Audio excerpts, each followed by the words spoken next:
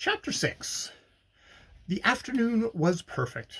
A deeper stillness possessed the air, and the glitter of the American autumn was tempered by haze which diffused the brightness without dulling it.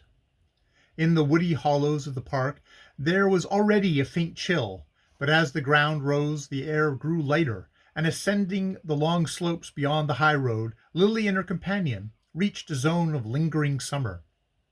The path wound around a meadow with scattered trees, then it dipped into a lane plumed with asters and purpling sprays of bramble, whence through the light quiver of ash leaves the country unrolled itself in pastoral distances.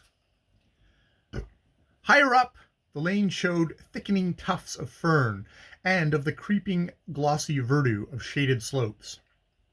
Trees began to overhang it, and the shade deepened to the checkered dusk of a beech grove. The boles of the trees stood well apart, with only a light feathering of undergrowth.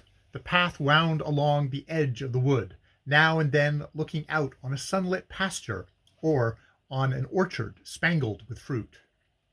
Lily had no real intimacy with nature, but she had a passion for the appropriate, and could be keenly sensitive to a scene which was the fitting background of her own sensations. The landscape outspread below her seemed an enlargement of her present mood, and she found something of herself in its calmness, its breadth, its long free reaches. On the nearer slopes the sugar maples wavered like pyres of light. Lower down was a massing of grey orchards, and here and there the lingering green of an oak grove. 2 or 3 red farmhouses dozed under the apple trees, and the white wooden spire of a village church showed beyond the shoulder of the hill, while far below it, in a haze of dust, the high road ran between the fields. "Let us sit here," Selden suggested, as they reached an open ledge of rock above which the beeches rose steeply between mossy boulders. Lily dropped down on the rock, glowing with her long climb. She sat quiet, her lips parted by the stress of the ascent, her eyes wandering peacefully over the broken ranges of the landscape. Selden stretched himself on the grass at her feet, tilting his hat against the level sun rays, and clasping his hands behind his head, which rested against the side of the rock. He had no wish to make her talk. Her quick-breathing silence seemed a part of the general hush and harmony of things. In his own mind there was only a lazy sense of pleasure, veiling the sharp edges of sensation as a September haze veiled the scene at their feet. But Lily, though her attitude was as calm as his, was throbbing inwardly with a rush of thoughts. There were in her at the moment 2 beings, one drawing deep breaths of freedom and exhilaration, the other gasping for air in a little black prison house of fears. But gradually the captive's gasps grew fainter, or the other paid less heed to them. The horizon expanded, the air grew stronger, and the free spirit quivered for flight. She could not herself have explained the sense of buoyancy which seemed to lift and swing her above the sun-suffused world at her feet. Was it love, she wondered, or a mere fortuitous combination of happy thoughts and sensations? How much of it was owing to the spell of the perfect afternoon, the scent of the fading woods, the thought of the dullness she had fled from? Lily had no definite experience by which to test the quality of her feelings. She had several times been in love with fortunes or careers, but only once with a man. That was years ago, when she first came out and had been smitten with a romantic passion for a young gentleman named Herbert Melson, who had blue eyes and a little wave in his hair. Mr. Melson, who was possessed of no other negotiable securities, had hastened to employ these in capturing the eldest Miss Van Osburgh. Since then he had grown stout and wheezy, and was given to tell anecdotes about his children. If Lily recalled this early emotion, it was not to compare it with that which now possessed her. The only point of comparison was the sense of lightness, of emancipation, which she remembered feeling in the whirl of a waltz or the seclusion of a conservatory during the brief course of her youthful romance. She had not known again till today that lightness, that glow of freedom, but now it was something more than a blind groping of the blood. The peculiar charm of her feeling for Selden was that she understood it. She could put her finger on every link of the chain that was drawing them together. Though his popularity was of the quiet kind, felt rather than actively expressed amongst his friends, she had never mistaken his inconspicuousness for obscurity. His reputed cultivation was generally regarded as a slight obstacle to easy intercourse, but Lily, who prided herself on her broad-minded recognition of literature and always carried an Omar Khayyam in her traveling bag, was attracted by this attribute, which she felt would have had its distinction in an older society. It was, moreover, one of his gifts to look his part, to have a height which lifted his head above the crowd, and the keenly modelled dark features which, in the land of the amorphous types, gave him an air of belonging to a more specialized race, of carrying the impress of concentrated past. Expansive persons found him a little dry, and very young girls thought him sarcastic, but this air of friendly aloofness, as far removed as possible from any assertion of personal advantage, was the quality which piqued Lily's interest. Everything about him accorded with a fastidious element in her own taste, even to the light irony with which he surveyed what seemed to her most sacred. She admired him most of all, perhaps, for being able to convey as distinct a sense of superiority as the richest man she had ever met. It was the unconscious prolongation of this thought which led her to say presently with a laugh, "I have broken 2 engagements for you today. How many have you broken for me?" "None," said Selden calmly. "My only engagement at Belmont was with you." She glanced down at him, faintly smiling. "Did you really come to Belmont to see me?" "Of course I did." Her look deepened meditatively. "Why?" she murmured, with an accent which took all tinge of coquetry from the question. "Because you're such a wonderful spectacle. I always like to see what you are doing." "How do you know what I should be doing if you were not here?" Selden smiled. "I don't flatter myself that my coming has deflected your course of action by a hair's breadth." "That's absurd, since, if you were not here, I could obviously not be taking a walk with you." "No, but your taking a walk with me is only another way of making use of your material. You are an artist, and I happen to be the bit of color you're using today. It's part of your cleverness to be able to produce premeditated effects extemporaneously." Lily smiled also. His words were too acute not to strike her sense of humor. It was true that she had meant to use the accident of his presence as a part of a very definite effect, or that, at least, was the secret pretext she had found for breaking her promise to walk with Mr. Gryce. She had sometimes been accused of being too eager. Even Judy Trenor had warned her to go slow. Well, she would not be too eager in this case. She would give her suitor a longer taste of suspense. Where duty and inclination jumped together, it was not in Lily's nature to hold them asunder. She had excused herself from the walk on the plea of a headache, the horrid headache which, in the morning, had prevented her venturing to church. Her appearance at luncheon justified the excuse. She looked languid, full of suffering sweetness. She carried a scent bottle in her hand. Mr. Gryce was new to such manifestations. He wondered rather nervously if she were delicate, having far-reaching fears about the future of his progeny. But sympathy won the day, and he besought her not to expose herself. He always connected the outer air with ideas of exposure. Lily had received his sympathy with languid gratitude, urging him, since she should be such a poor company, to join the rest of the party, who, after luncheon, were starting in automobiles on a visit to the Van Osburghs at Peekskill. Mr. Gryce was touched by her disinterestedness, and, to escape from the threatened vacuity of the afternoon, had taken her advice and departed mournfully in a dust hood and goggles. As the motor car plunged down the avenue, she smiled at his resemblance to a baffled beetle. Selden had watched her maneuvers with lazy amusement. She made no reply to his suggestion that they should spend the afternoon together, but as her plan unfolded itself, he felt fairly confident of being included in it. The house was empty when at length he heard her step on the stair and strolled out of the billiard room to join her. She had on a hat and a walking dress, and the dogs were bounding at her feet. "I thought, after all, the air might do me good," she explained, and he agreed that so simple a remedy was worth trying.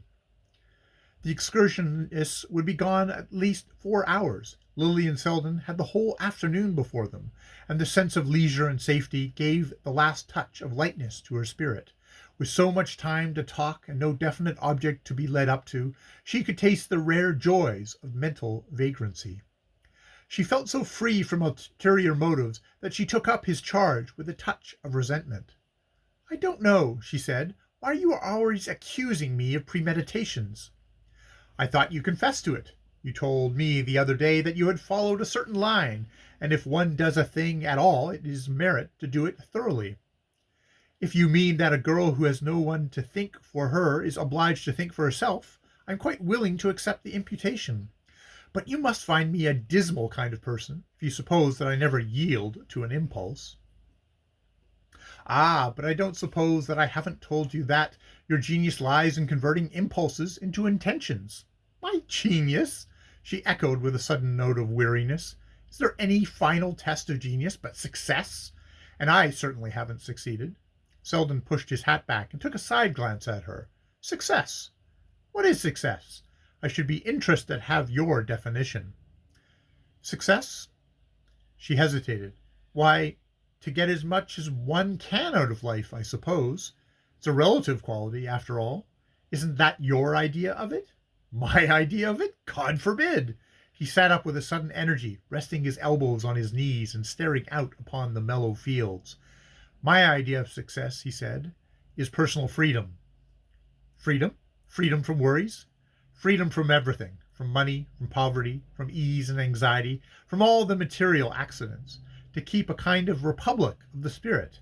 That's what I call success." She leaned forward with a responsive flash. I know, it's strange, but that's just what I've been feeling today." He met her eyes with the latent sweetness of his. "Is the feeling so rare with you?" he said. She blushed a little under his gaze. "You think me horribly sordid, don't you? But perhaps it's rather that I never had any choice. There was no one, I mean, to tell me about the Republic of the Spirit. There never is. It's a country one has to find one's own way to. It's a country that one has to find the way to oneself." "But I should never have found my way there if you hadn't told me." "Ah, there are signposts, but one has to know how to read them." "Well, I have known," she cried with a glow of eagerness. "Whenever I see you, I find myself spelling out a letter of the sign. And yesterday, last evening at dinner, I suddenly saw a little way into your republic." Selden was still looking at her, but with a changed eye. Hitherto he had found, in her presence and her talk, the aesthetic amusement which a reflective man is apt to seek in desultory intercourse with pretty women. His attitude had been one of admiring spectatorship, and he would have been almost sorry to detect in her any emotional weakness which should interfere with the fulfillment of her aims. But now the hint of this weakness had become the most interesting thing about her. He had come on her that morning in a moment of disarray. Her face had been pale and altered, and the diminution of her beauty had lent her a poignant charm.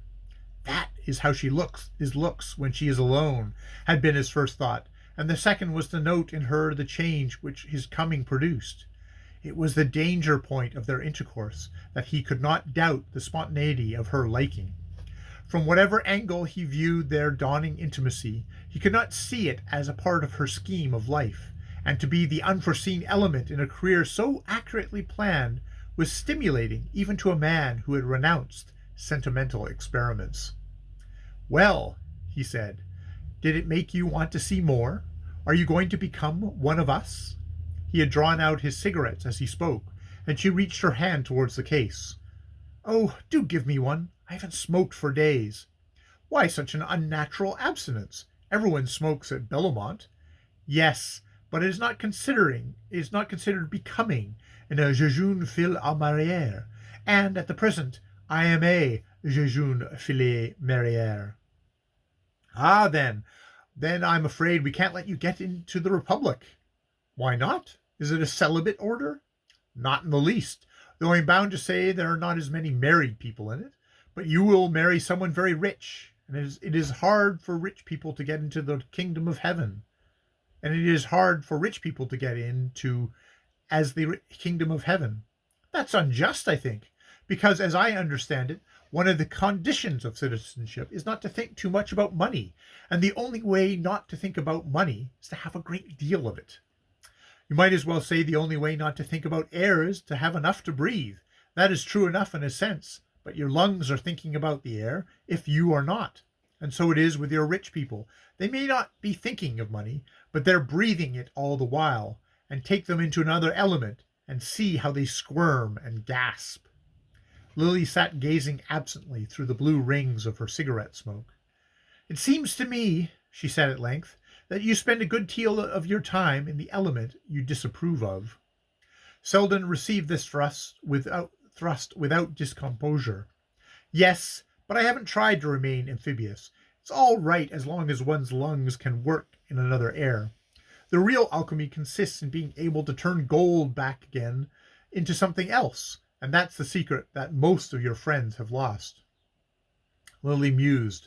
Don't you think, she rejoined after a moment, that the people who find a fault with society are too apt to regard it as an end and not a means, just as the people who despise money speak of it as its only use were to be kept in bags and gloated over? Isn't it fair to look at them both as opportunities, which may be used either stupidly or intelligently according to the capacity of the user? That is certainly the sane view, but the queer thing about society is that people who regard it as an end are those who are in it, and not the critics on the fence. It's just the other way with most shows. The audience may be under the illusion, but the actors know that real life is on the other side of the footlights. The people who take society as an escape from work are putting it to its proper use, but when it becomes a thing worked for, it distorts all relations of life. Selden raised himself on his elbows. Good heavens, he went on, I don't underrate the decorative side of life. It seems to me the sense of splendor has justified itself by what it has produced. The worst of it is that so much human nature is used up in the process. If for all the raw stuff of the cosmic effects, one would rather be the fire that tempers a sword than the fish that dyes a purple coat. And society like ours wastes such good material in producing its little patch of purple. Look at a boy like Ned Silverton. He's really too good to be used to refurbish anybody's social shabbiness. There's a lad just setting out to discover the universe. Isn't it a pity that he should end by finding it in Mrs. Fisher's drawing room? Ned is a dear boy, and I hope he will keep his illusions long enough to write some nice poetry about them. But do you think it is only in society that he is likely to lose them? Selden answered her with a shrug. Why do we call all our generous ideas illusions, and the mean ones truths? Isn't it sufficient condemnation of society to find oneself accepting such phraseology? I very nearly acquired the jargon at Silverton's age, and I know how names can alter the color of beliefs. She had never heard him speak with such energy of affirmation. His habitual touch was that of an eclectic who lightly turns over and compares, and she was moved by the sudden glimpse into the laboratory where his faiths were formed. Ah, you're as bad as the other sectarians, she exclaimed. Why do you call your republic a republic? It is a closed corporation, and you create arbitrary objections in order to keep people out. It is not my republic. If it were, I should have a coup d'etat and seat you on the throne. Whereas in reality, you think I can never even get my foot across the threshold. Oh, I understand what you mean. You despise my ambitions. You think them unworthy of me. Selden smiled, but not ironically. Well, isn't that a tribute? I think them quite worthy of most people who live by them. She had turned her gaze on him gravely. But isn't it possible that, if I had the opportunities of these people, I might make better use of them? Money stands for all kinds of things. Its purchasing quality isn't limited to the diamonds and motor cars. Not in the least. You might expiate your enjoyment of them by founding a hospital. But if you think they are what I should really enjoy, you must think my ambitions are good enough for me. Selden met this appeal with a laugh. Ah, my dear Miss Bart, I'm not divine providence to guarantee your enjoying things you are trying to get. Then the best you can say for me is that after struggling to get them, I probably shan't like them. She drew a deep breath. What a miserable future you foresee for me. Well, have you never foreseen it for yourself? The slow color rose to her cheeks, not a blush of excitement, but drawn from the deep wells of feeling. It was as if the effort of her spirit had produced it. Often and often, she said, but it looks so much darker when you show it to me. He made no answer to this exclamation, and for a while they sat silent while something throbbed between them in the wide quiet of the air.